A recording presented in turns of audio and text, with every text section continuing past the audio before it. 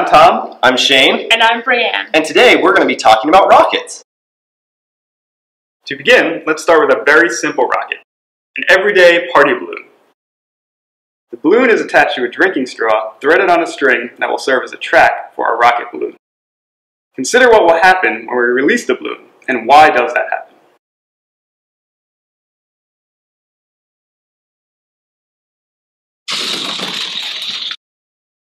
As you can see, the balloon moved away from its open end.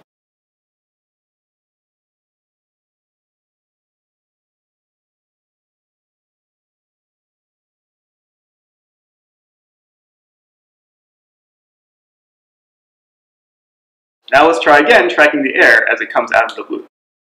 As the balloon is moving forward, you can see the air moving backwards. What's really happening? The motion of the balloon is based on the same principle as that of all rockets, momentum. Momentum is equal to mass times velocity. What's the momentum of our balloon before we release it?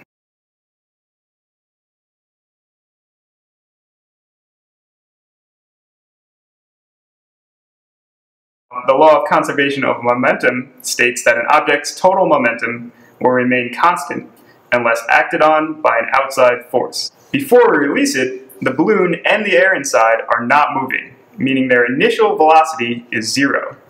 That means their initial momentum is also zero. Once we let the balloon go, we'll assume there are no outside forces acting on it, so its momentum is conserved. To keep the total momentum equal to zero, there must be some momentum to the right. Where is the momentum to the right coming from? That momentum is provided by the air coming out of the balloon. The same principle applies to real rockets. As they consume their fuel, the exhaust is expelled behind them. Given the large mass of most rockets, their fuel needs to provide a lot of momentum. How is that accomplished? Now that we understand the basics of rockets, let's try building our own. Thanks, Tom. Rockets, unlike airplanes, are capable of reaching and moving in space. However, to get there, they must first exit the Earth's atmosphere. Let's consider what happens to our balloon rocket when we release it without it being attached to the string.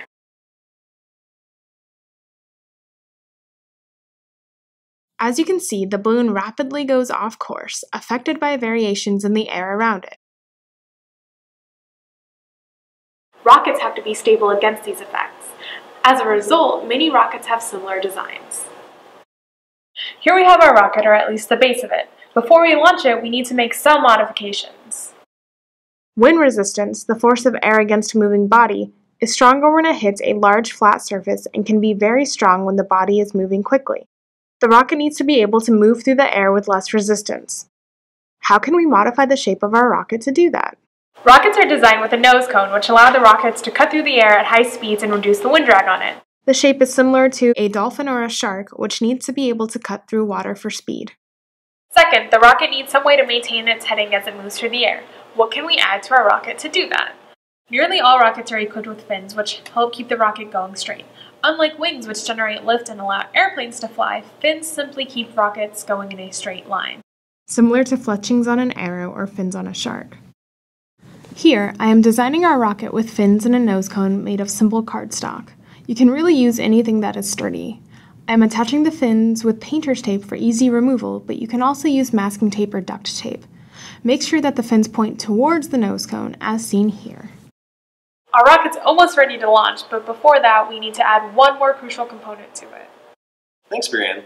The last component of our rocket is the only one shared with the balloon, the fuel. However, in this case, we're not going to use air. Instead, we'll use water. Why do you think that is?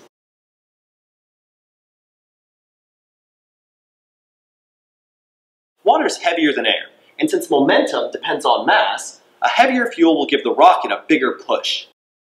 In the case of modern rockets, like the ones NASA uses to launch satellites into space, fuel is often either a solid propellant, like black powder, or a liquid propellant, like liquid hydrogen. That's hydrogen that's so cold it's gone from a gas to a liquid. These fuels burn very hot and shoot out very fast.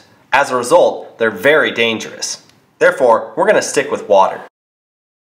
Let's fuel our rocket.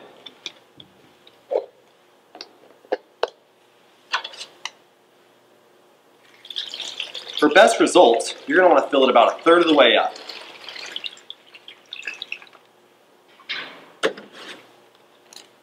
Now that our rocket's fueled, it's time to get it on the launch pad. Let's go.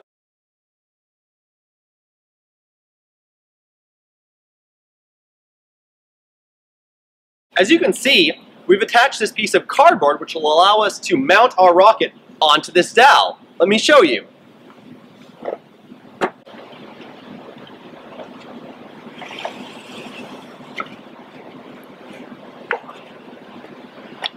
You can see our rocket is mounted to this stopper. The purpose of the dowel is to allow the rocket to go straight when it first launches, a lot like the straw on the string in the case of our balloon rocket.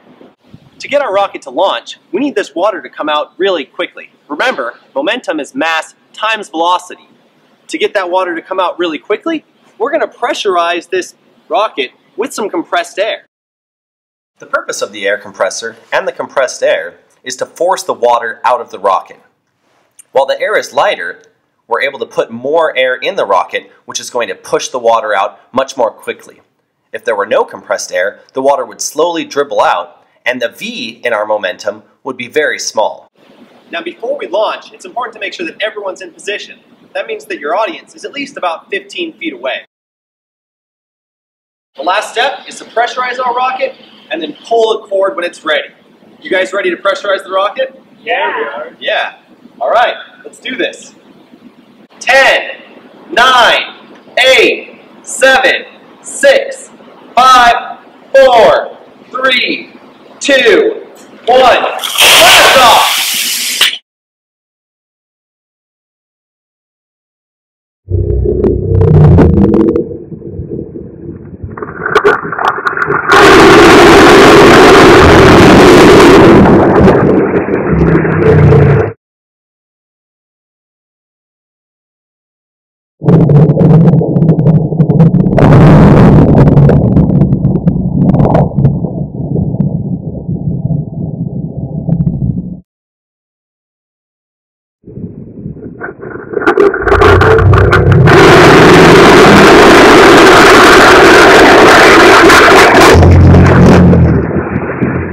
When the rocket is fully pressurized, water will begin to spill out.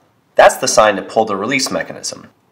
The compressed air will then force the water downwards, pushing the rocket upwards. Just like with our balloon, the mass and velocity of the water moving downwards is equal to the mass and velocity of the rocket moving upwards. Thanks for joining us for our rocket launch. For more information on this demo along with other physics and astronomy demos, you can visit our websites listed below. Thanks!